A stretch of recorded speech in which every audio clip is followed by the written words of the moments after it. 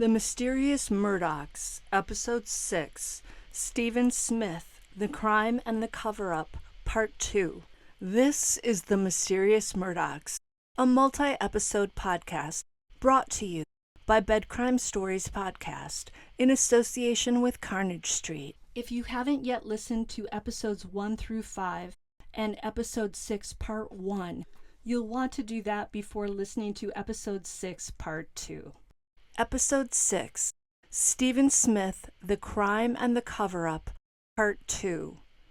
As with Part 1 of Episode 6, the information that I'm sharing with you comes primarily from the original case files from the first investigation in 2015 into Stephen Smith's death. I was able to access those investigative notes through the Fitz News website. Stephen Smith was discovered lying dead in the middle of Sandy Run Road in rural Hampton County, South Carolina on Wednesday, July 8, 2015 at 3:45 a.m. The next day, at 8:53 a.m., Officer Brittany Burke of the South Carolina Law Enforcement Division, or SLED, meets with Sergeant Moore of the Highway Patrol at the funeral home in Hampton, where Stephen's parents had asked that his body be sent. Officer Burke is there to provide documentation from the crime scene and to transfer evidence that SLED agents gathered on Wednesday to the Highway Patrol. You may recall from Part 1 that the pathologist who performed Stephen's autopsy the day before concluded that Stephen died as a result of a hit-and-run accident, despite the coroner and deputy coroner telling Sergeant Moore at the scene that morning that Stephen died of a gunshot wound, which would spell homicide.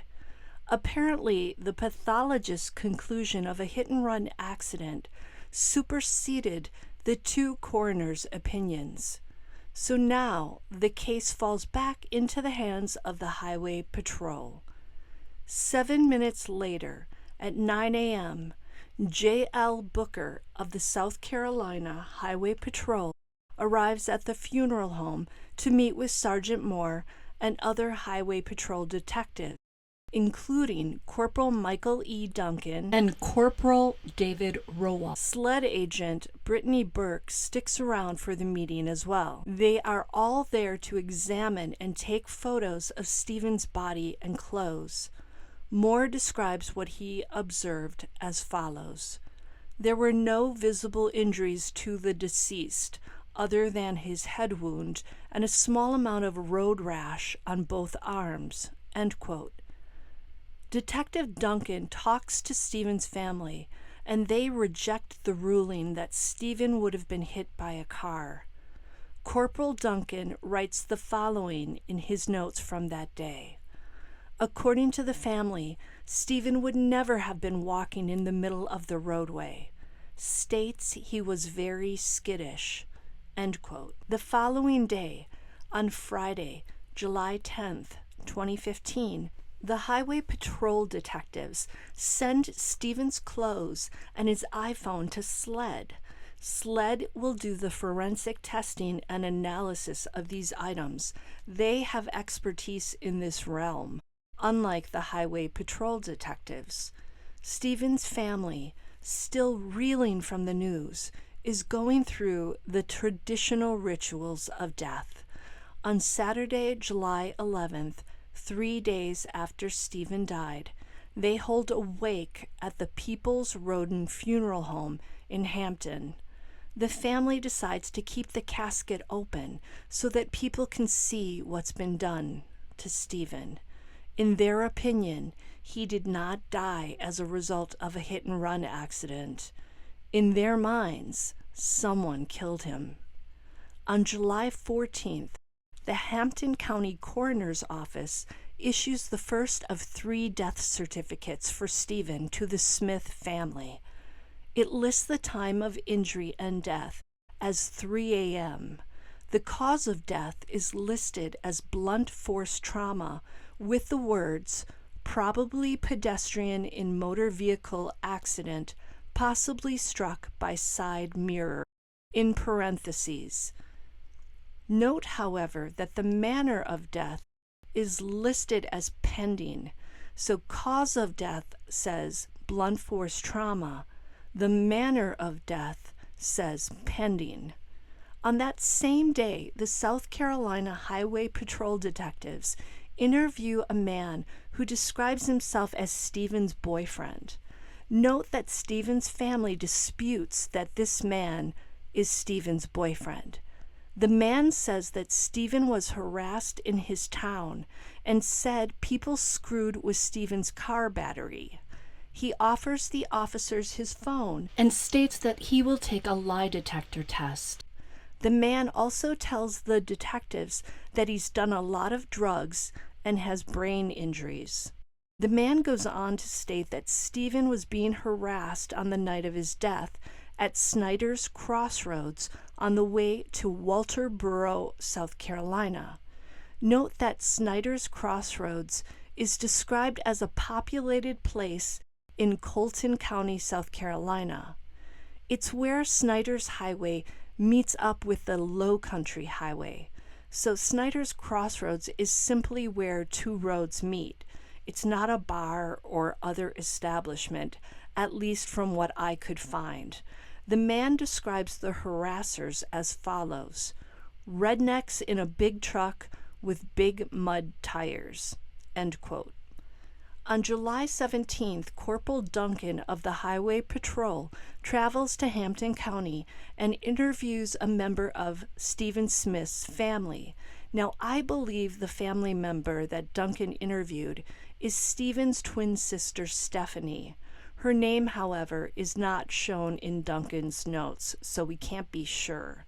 The family member says that Stephen was recently acting secretive and he had started coming home late. The relative also said they don't believe the man who said he was Stephen's boyfriend really was his boyfriend.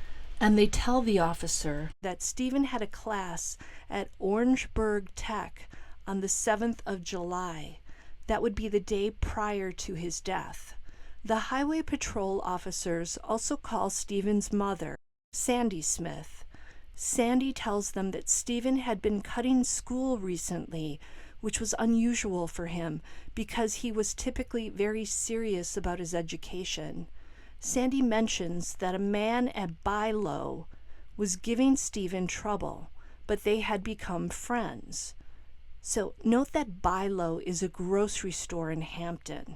A few days after Stephen's death, the small town of Hampton begins to buzz with rumors. Tongues are wagging about what may have happened to Stephen Smith on the day he died. Soon, some of those rumors find their way to Sandy Smith and to Stephen's sister Stephanie. When one of Stephen's female relatives goes to the grocery store for the first time after Stephen's death, a bunch of people come up to her and say, "Did you know the Murdaugh boys are behind it?" And they tell her that Buster Murdaugh, the one they went to school with, and some of his friends did it, meaning they are responsible for Stephen's death. Note that Stephen Smith and Buster Murdaugh did both attend Wade Hampton High School, and they were classmates. Some of the rumors floating around are that it was a hit-and-run accident. Another rumor is that Stephen was murdered. However, according to 2020, the most persistent rumor was that Buster Murdaugh was involved in Stephen's death. Now, we have to say allegedly. All of this stuff is allegedly because Buster Murdaugh has never been accused of or charged with any crime connected to Stephen Smith's death.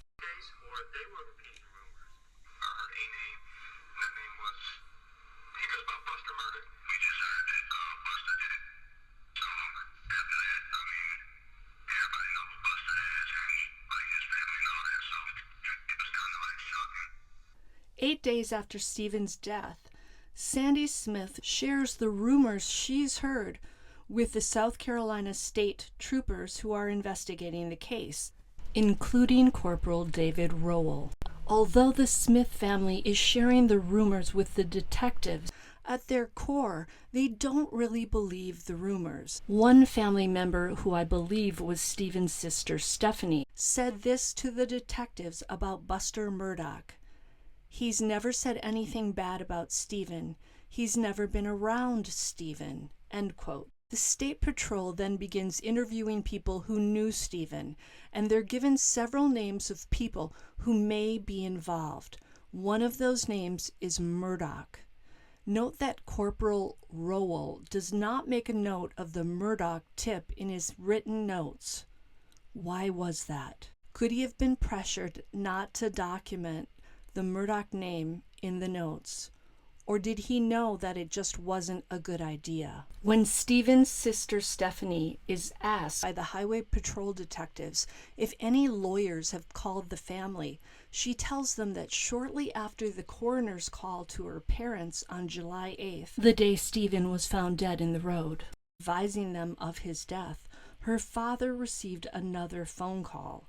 According to Stephanie, that second call was from Randy Murdaugh. Now, Randy Murdaugh is Alec Murdaugh's older brother, and he too is an attorney.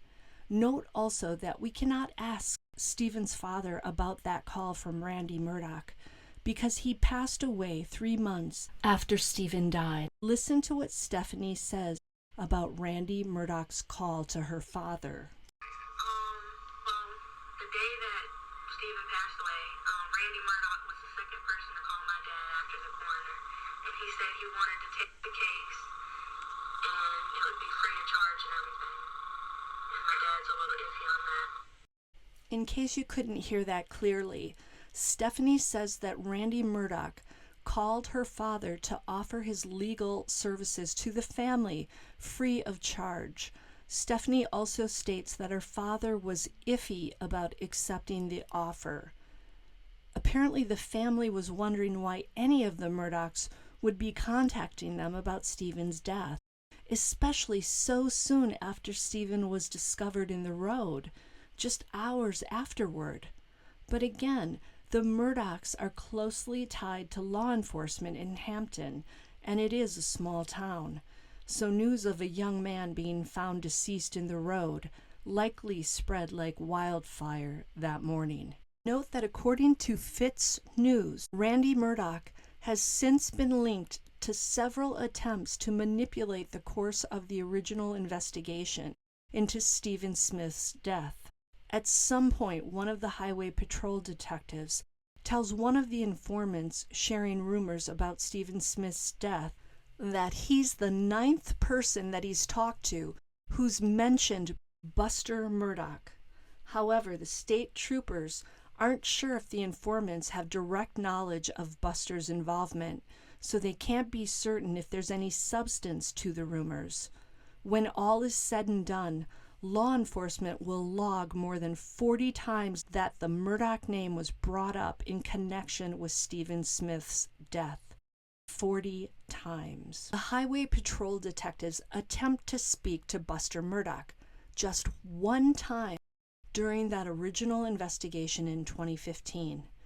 They call Buster, but he doesn't answer the phone.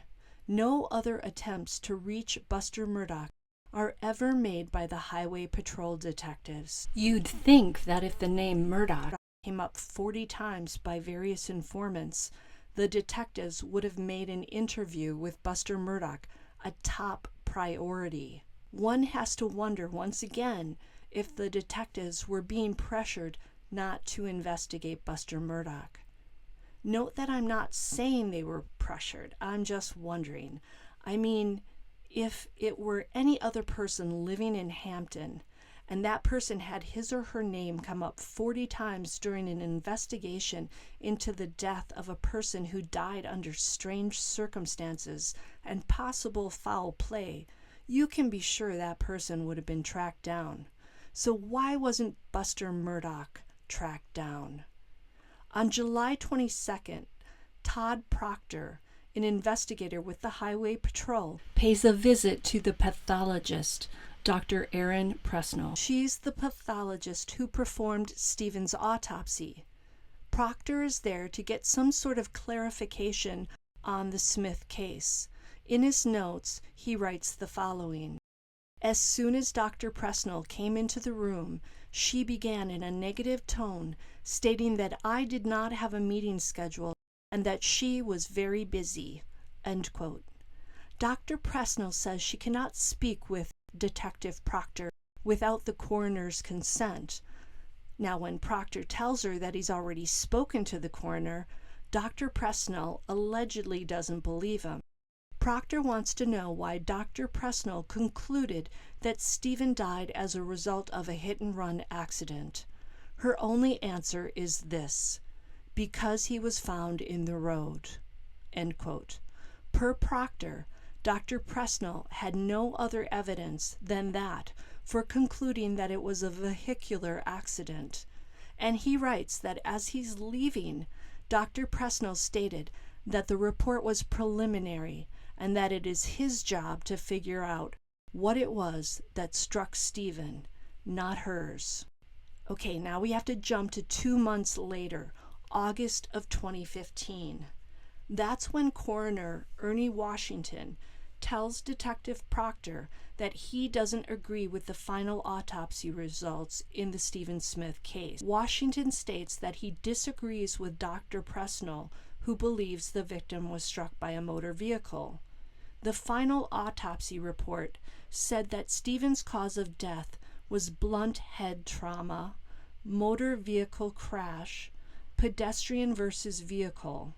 It also said that the manner of death was still undetermined. Proctor writes in his notes that the coroner told him that the deputy coroner had gone to speak with Dr. Presnell on the morning of the autopsy. Both the coroner and the deputy coroner told Detective Proctor that they said nothing to Dr. Presnell about the victim being hit by a vehicle. They only told her that Stephen was found in the road.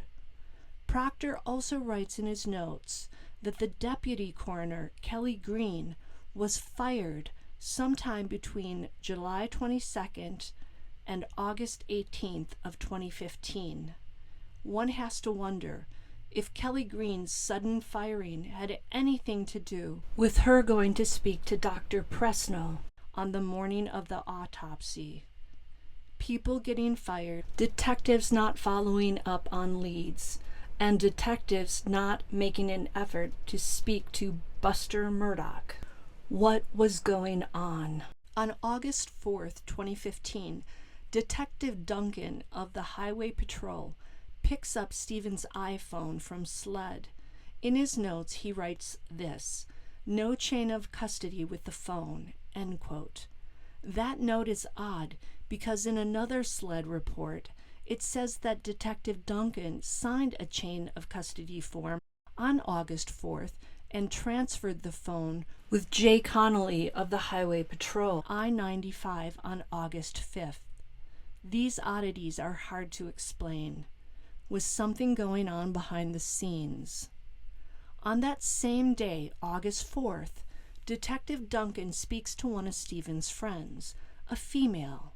She tells Duncan that she spoke to Stephen around 7 or 8 p.m. on the night he died, and that they talked about school. She says that Stephen did not tell her where he was or what he was doing. The friend described Stephen as very likable and said she doesn't know anyone who didn't like him. She also told him this, and I quote, "I heard it was a hit and run, and that it wasn't," end quote. So even the rumors floating around town were going between homicide versus a hit-and-run accident. On August 7th, Detective Duncan calls another of Stephen's friends. Fitz News, in protecting this person's identity, referred to this friend as Brittany, so that's what I'm going to do as well. Detective Duncan learned of Brittany through one of Stephen's relatives, who called him to say that she saw Brittany at church, and at the same time Brittany shared information with her about Stephen's death. Brittany tells Detective Duncan that another friend of hers had texted her and asked, "Were Buster and Stephen together?" Now, I believe what this person was really asking this person was if Buster and Stephen were a couple. Brittany says that she told the friend no, not that she knew of, and she asks the friend why he's asking that. The friend responds that he had heard it. Brittany then asks this person from whom, and he says that he doesn't know, just that he heard it. Detective Duncan then asks Brittany the following. Okay, so he didn't have anything to base that upon except for more or less a rumor. Is that correct? End quote. Detective Duncan doesn't write in his notes how Brittany responded to that question.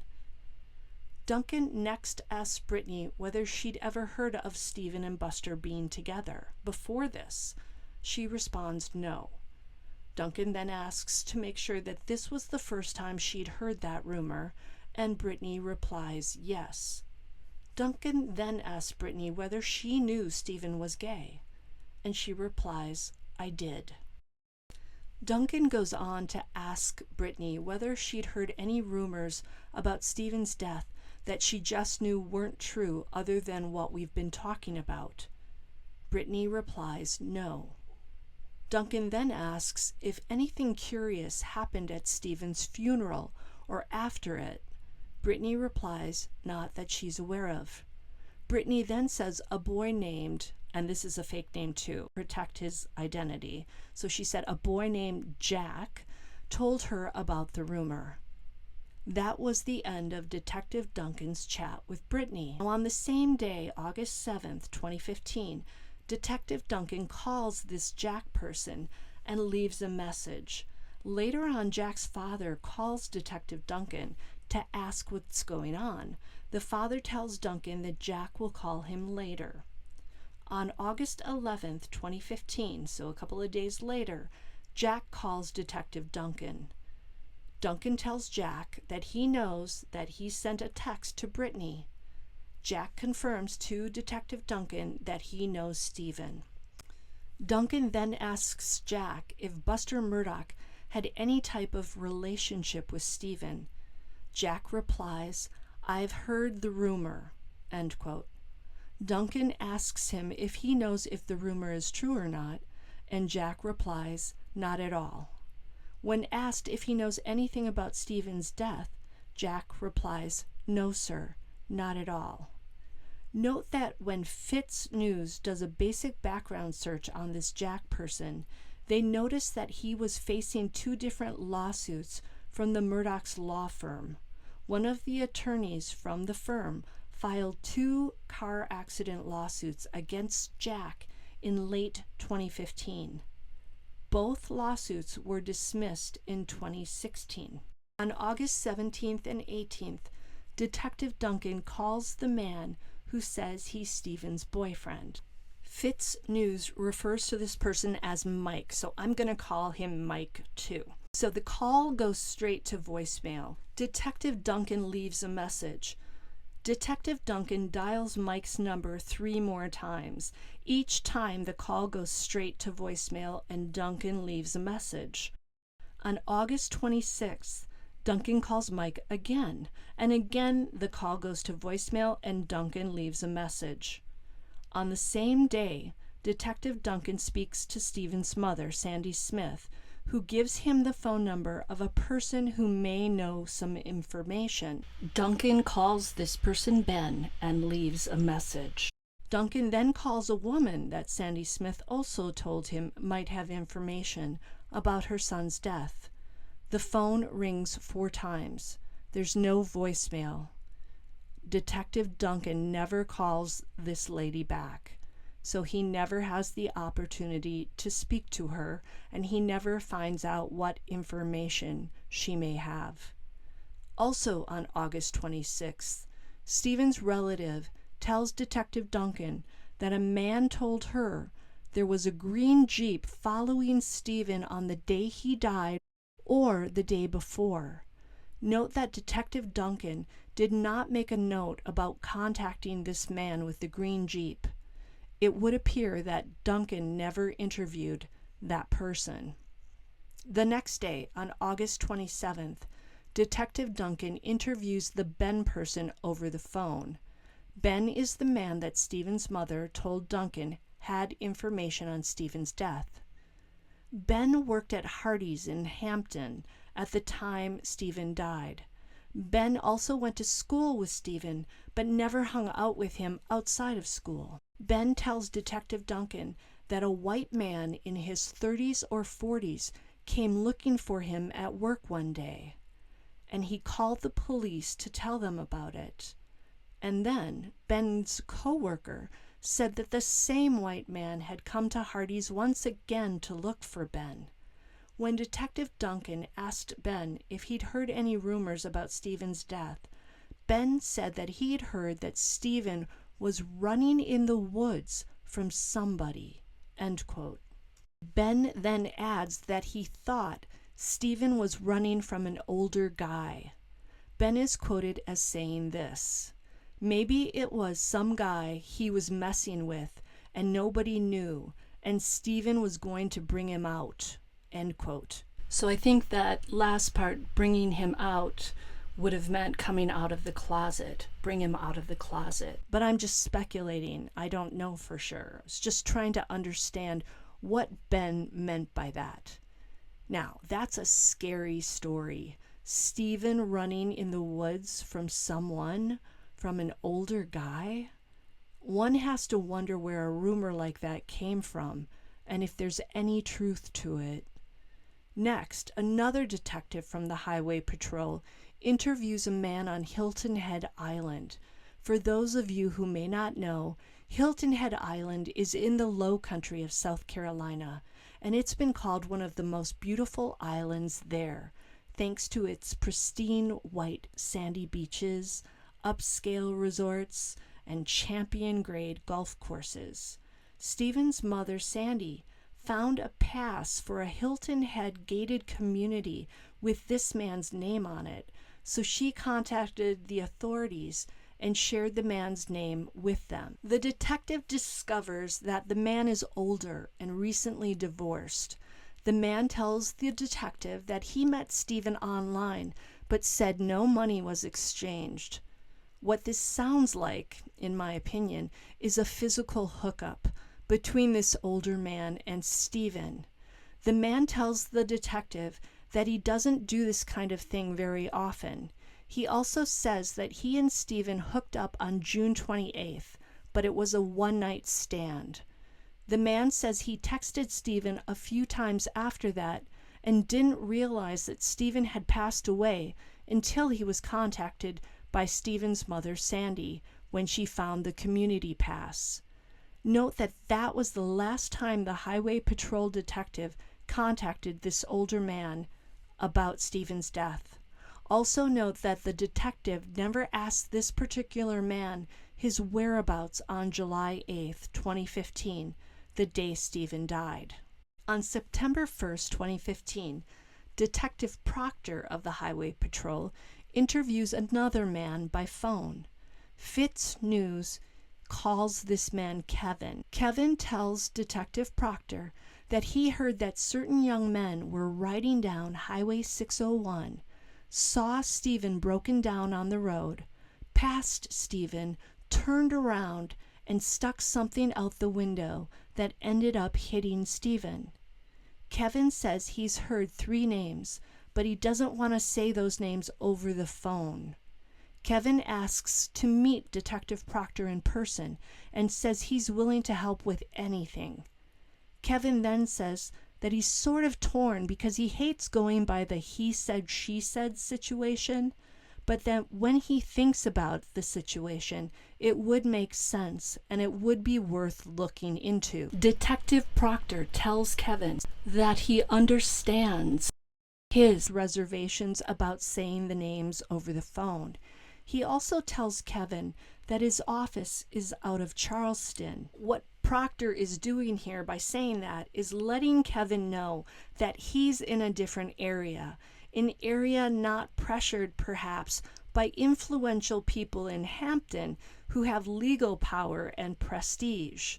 Proctor also says this, and I quote, "There's no big name in Hampton that worries me, and I want you to feel at ease about this as well."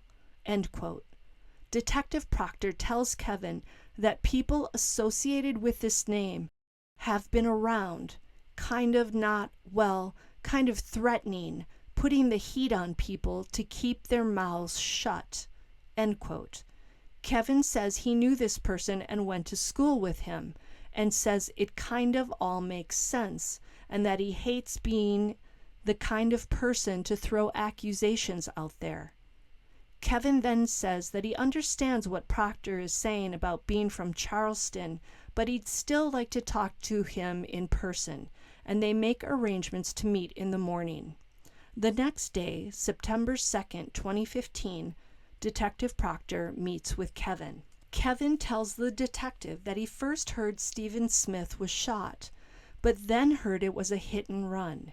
He goes on to say that recently, in the past week and a half, he heard that 2 or 3 people were riding around US 601 and saw Stephen on the side of the road and were messing around with him, stuck something out the window, end quote. Kevin says he heard it was Buster Murdaugh. Kevin also said, and I quote, kind of out of character to who I knew, end quote. Kevin then tells Proctor that the person who told him this, though, said that Buster was on drugs. I'm going to add the word allegedly. I know this information is coming straight out of the police reports from the initial investigation into Stephen Smith's death, but the Murdaughs, even now, even me on YouTube, they scare me. I mean, they're all lawyers. And Buster Murdaugh has not been arrested for anything, not been charged with anything. So I want to make that clear. Okay, let's get back to the story and Detective Proctor's notes. When Detective Proctor asks Kevin where he heard all this from, he mentions the name of another man who's been interviewed, Jack. Remember Jack? Kevin then says that the other man, Jack, told him that Buster and another guy we'll call Trevor tried to sell him cocaine at a party at Moselle. Now remember, Moselle is the Murdaughs' family home. Kevin also states that Trevor just moved to Oklahoma, which he says is weird. Kevin says, and I quote, "It's just weird to me. All this, it could be a very strange coincidence, but it's just weird to me," end quote. According to Kevin, Trevor was bad on drugs. Detective Proctor asks Kevin whether he thinks Trevor was in the car that night, and Kevin replies that it fits the mold. He also says, and I quote, "There's some part inside me that says there's a possibility," end quote. Kevin then gives Detective Proctor the rundown on where he heard these rumors and says he doesn't understand why law enforcement hasn't gone straight to the source of the rumor. Proctor then tells Kevin that he heard that Buster and the other guys were coming back from a baseball game on the night Stephen died. Kevin, though, tells Proctor that he heard Buster and the guys were coming from the Murdaughs' house, Moselle, on Highway 601. Proctor then asks Kevin if he knows if Buster was driving. Kevin replies, "I would imagine so." The man relays that Buster used to drive a Suburban, but would sometimes drive a black F-150 or F-250, and that would be a black Ford F-150 or F-250 truck. You can tell I'm really good with cars. The man goes on to say that the only name given to him was the Murdaugh name, and he said everyone is shy to say anything because of, I don't want to say power, but the name brings a certain standard with it. I think that's why people are hush-hush about it, end quote. Proctor later says to the man, "I think it's a situation where you grow up and your family is kind of high profile and you get away with some things because of your family name, and you're given things. You become invincible in a way, and you get a little liquor and you think you're untouchable," end quote. Right there, I think Detective Proctor really summed up possibly this situation and also Paul Murdaugh's behavior with the boat crash. Proctor also says this: Buster was on our radar long before you were. The Murdaughs know that. They know he's on our radar. What you're telling me is valuable information." End quote. Proctor explains that the way he understands it is that they don't go out there intentionally to kill Stephen. Typically, you don't see the highway patrol working a murder, and that's what this is. We're not classifying this as anything other than murder. There's a reason why Hampton County Sheriff's Office is not handling this, and I'll leave it at that. End quote. All those words I just said came from Detective Proctor. However, Proctor later told reporters that he never found any evidence to connect Buster Murdaugh to the Stephen Smith case. Strange. Did someone get to Detective Proctor and tell him to shut his mouth? Or was there really no actual evidence other than rumors connecting Buster Murdaugh to Stephen Smith's death? One has to wonder. Clearly, this Kevin person was terrified to mention the Murdaugh name. By sharing that with Detective Proctor, Kevin was possibly putting himself in danger, in my opinion. Now, Fitz News, who shared all these notes from the 2015 investigation, wrote this at the end of their part 2 of the notes, which you can find on their website. To be fair, police appeared to be pursuing other persons of interest as well, and never named anyone as a suspect. The accusations in the interviews above were never proven. Stephen Smith's case remained in the hands of the South Carolina Highway Patrol until 2021, when the South Carolina Law Enforcement Division, or SLED, opened its criminal investigation into Stephen Smith's death. SLED opened that investigation just 2 weeks after the murders of Maggie Murdaugh and her 22-year-old son, Paul.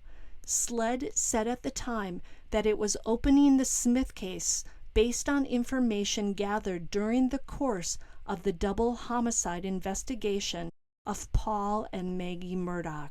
Note that when 2020 asked Randy Murdaugh if he knew of any connection between his family and Stephen Smith, he said he knew of no connection whatsoever. Later on, when 2020 tried to call Randy Murdaugh to ask him about Stephanie Smith's claim that he offered his services free of charge to her father, Joel Smith, Randy Murdaugh declined to answer. When Stephen's case was reopened in 2021, his mother, Sandy, who has never stopped fighting for justice for Stephen, felt a sense of renewed hope.